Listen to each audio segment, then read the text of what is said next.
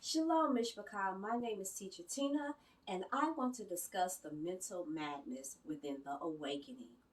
Okay, I don't see a lot of Torah teachers speaking on our mental health disorders, our mental health traumas within the awakening. So I wanted to share my thoughts and what I have taught and what I have researched pertaining healing from a Hebraic perspective.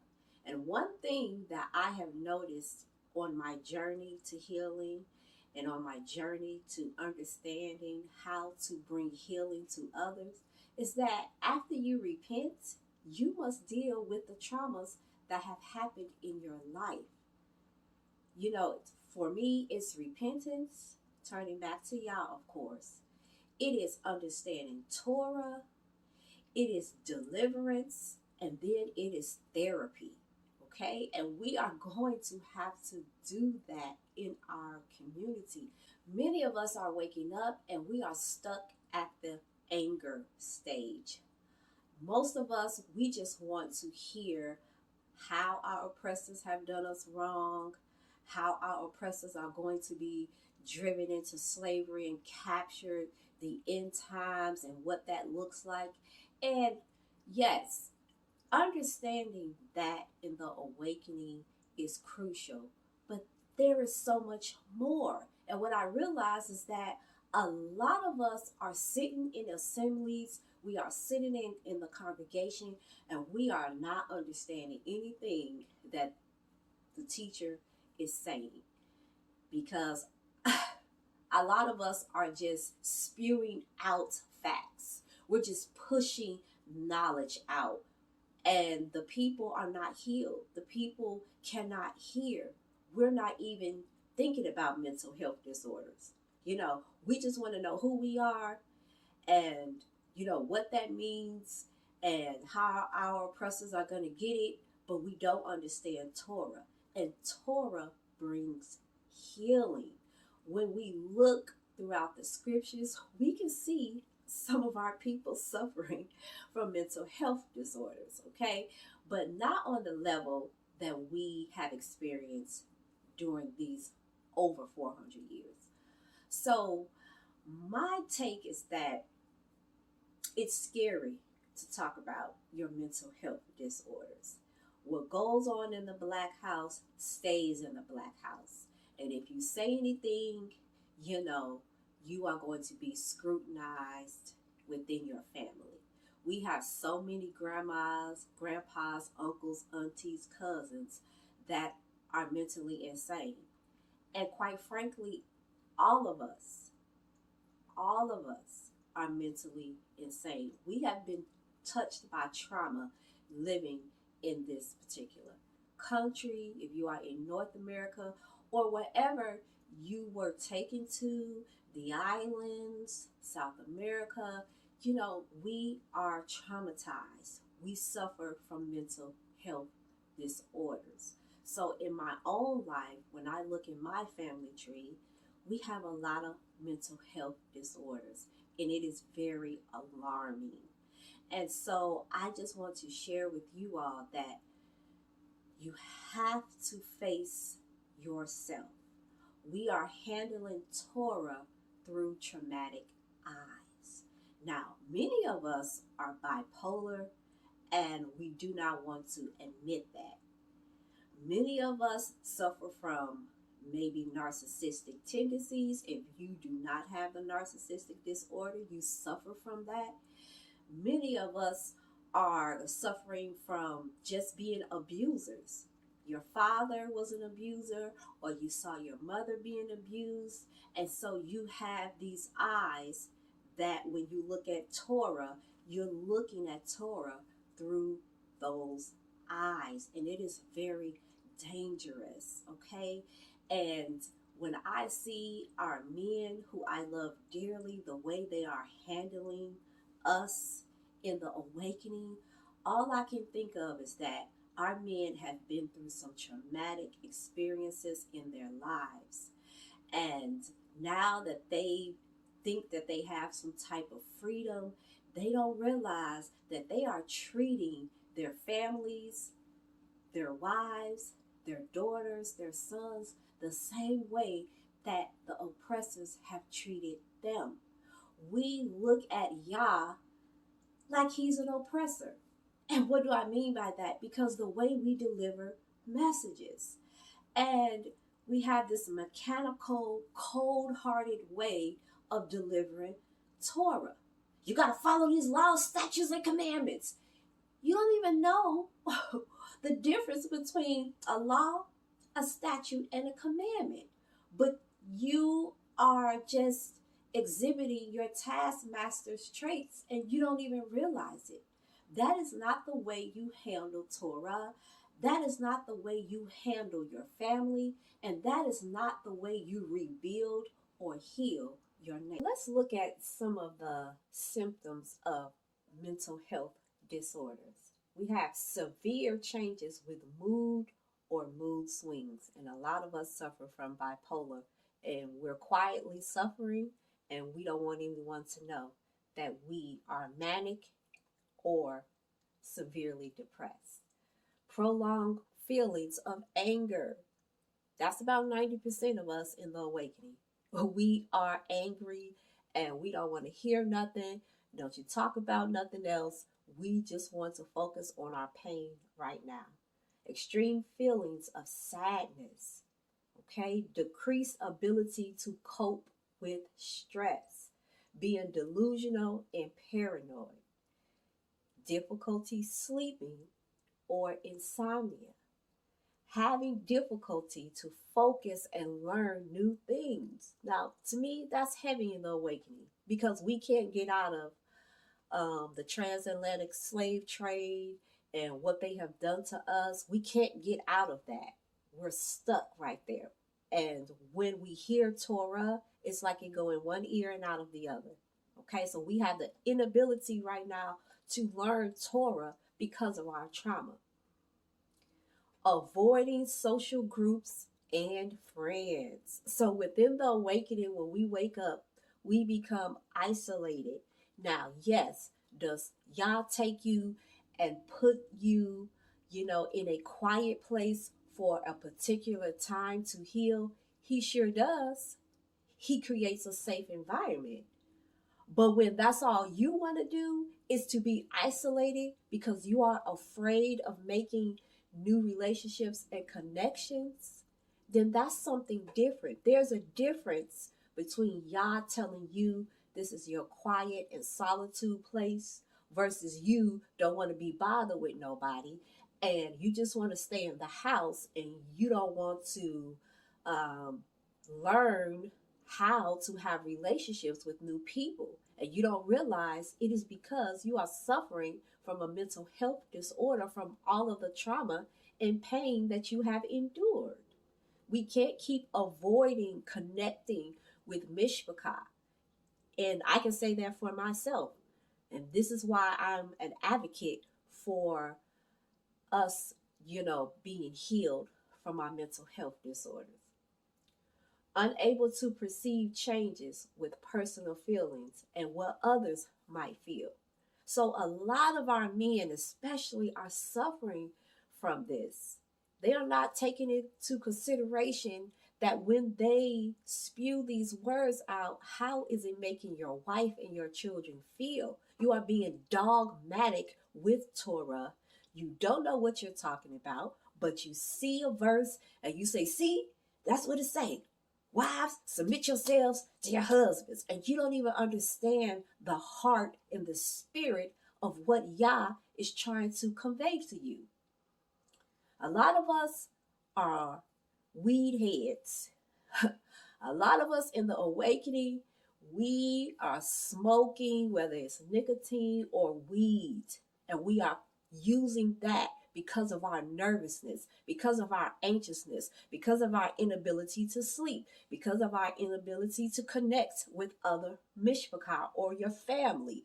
We cope with nicotine and weed along with other things, but I see that a lot in the awakening. Weed, weed, weed. You mean to tell me that you serve an all-knowing, perfect Elohim who is full of love and shalom, But every day you have to smoke weed or nicotine in order to get over this nervousness or anxiousness. Somebody lying. Somebody lying. And we are going to have to face ourselves in the mirror, okay? And we are going to say, you know what? It's okay. I'm suffering. And y'all, I'm smoking weed, I'm drinking, or whatever it is you do, because I'm hurt. I'm trying to cover the pain so that I can cope. We're going to have to face this. Some of us have changes with eating habits, worrying about gaining weight and our physical appearance. That also comes with mental health disorders. And I think that the number two is prolonged apathy and depression. Many of us are severely depressed. And we think we're depressed because our family members don't want to accept this awakening. I wouldn't accept it either, because I'm looking at people and I'm like, how did your life change? Okay, you put your hair wraps on, you got your fringes on, you don't celebrate nothing. You just sit in the house and stare at the four walls, and you don't want to come out because everything is pagan. So you just isolated, alone, nervous, anxious, can't cope, don't want to talk to nobody, can't go to the barbecue. I mean, it's ridiculous. I have been walking in Torah since 2010, and I'm just going to be real. My family didn't isolate me, but it was the way that Yah caught me early on, because I was like many of you. I look back at my Facebook and I was like, ooh, you had a smart, sarcastic mouth. You handling the word of Yah, and you trying to get people to understand Torah and the feast days, and you are so brash with your words. No love in it. You just smart mouth, and you think now because you have arrived at Torah that now you could talk down on all of the preachers and ministers that you was sitting up in their church for 35 years. Now you know everything. Now you can bash the ministers, you can bash the church, because now you just woke up 15 seconds ago. And so now you're able to tell everybody what they ain't. And we have got to stop this, okay? We have got to stop, look at ourselves and say, it can't be everybody. It has to be me. What's the common denominator with me not having relationships? Okay, the common denominator is you. And you can't always blame it on, well, they just don't want to know Torah. They just don't want to be in the truth. I wouldn't either. Not with your mouth and not with your spirit. I sure would not. And so, yes, do families kind of shun you just a little bit? They do, but not to the magnitude to what I'm seeing. I know my family kind of picked on me and they was like, oh no, now you want to be a black Jew. But guess what? My brother is awakening. My other brother, he's waking up. My cousin who, she told me personally that she was laughing at me when I started walking in Torah. Now she more radical than me. My father was like, hey, I hear what y'all saying, but, basically y'all take the torch and y'all run with it, because I'm old. I done did what I was supposed to do. My husband's father, who was a minister, he brought it to him, gave him the books and DVDs to Hebrews to Negroes. He went and showed his congregation, but they're older. They're saying, hey, you all run the race, but we can't run the race because we crazy. And so we have to stop and be a little bit more patient with ourselves first. Be patient with ourselves. Know that we are traumatized. Know that we are angry and bitter before we go and try to give this word to our families. All right, I'm going to have to calm down because I get hyped up. And not because I am perfect. It is because I have been doing the work for years. My elevator goes to the 9th floor. It doesn't go all the way up to the 10th floor. And I've worked hard to get my elevator to go up to the 9th floor. It stops right at 9. because I have triggers. And if you trigger me, okay, you might get to see the other side of me. All right. I am from Chicago, Chi-Town, Chirac. Don't play with me. But I had to work hard to get to the ninth floor. And I don't know if I will ever be able to get to the 10th floor. And that goes for everybody because we are still living in the land of our captivity. They are still gaslighting us. They are still traumatizing us. So we cannot think that just because we woke up 2 days ago, that now everything is okay.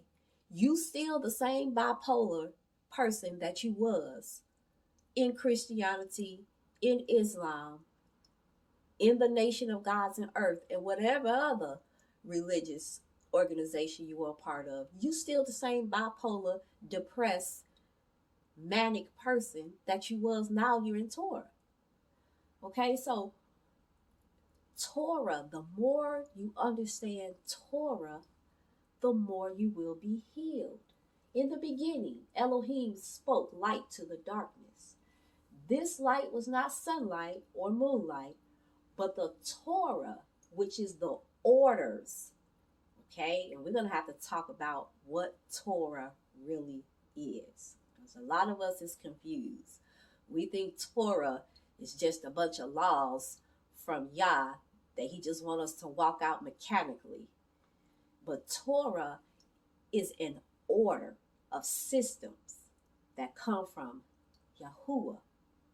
Or the Hebrew word for light is made up of the Aleph, which is strength, the ox, the power, the Vav, which is a hook, nail, connection, and the Resh, the head, the first, the beginning, the mind. This powerful connection between the spiritual and physical realm brings order. The light pierces the mind, the heart, and enlightens the eyes, which brings about revelation. Yahuwah is connecting with us through our hearts, through your understanding. He's connecting with you through your discernment, and you have to discern between truth and error and your emotions. This brings about healing. So it's not just about following a bunch of laws. Follow the laws, statutes, and commandments. What? This is a perfect order, a system that speaks to your emotions so you can rightly divide between evil and good. Chala, sickness, from a root word meaning emptiness and profanity, to treat sacred things with disrespect. That is sickness. One more time. To treat sacred things with disrespect. So when you treat sacred things with disrespect, this thinking obstructs light, and now the revelation of Torah is blocked. Come on, y'all. Come on. I hope the light bulbs are coming on. So we need to be in a relationship with Yah, so he can say, Tina, you have poor decision-making skills. You play the victim, and you think it's everybody else. Your whole family hates you. All your friends hate you, but you make poor decisions. They may have done some wrong, but what did you do? And you kept making the same decision over and over. Why are you making these poor decisions? That's how Yah talks to me. Why are you bashing what you hate? Why are you not uplifting what you love? That is how Yah talks to me. And he checkmate me a whole lot. And so I am not just fussing at the nation. I am living it with you. I'm saying, I know many of you are just waking up, so you're going to go through your denial and anger stage, and you're just going to go through it. But don't stay there. Don't stay stuck there. You're going to have to face your mental health disorders. And I plead to the brothers that can hear me. Get healed. We have to repair and rebuild our nation. And there's so much I want to say about how to rebuild and repair our nation. But the brothers ain't ready to hear that. The brothers are not ready to hear what I have to say about that, because my husband came in and showed me how we can rebuild and repair a nation. Okay? But a lot of men are not ready to hear that conversation, because my husband came in, he does not have any children of his own, and he just didn't marry me, right?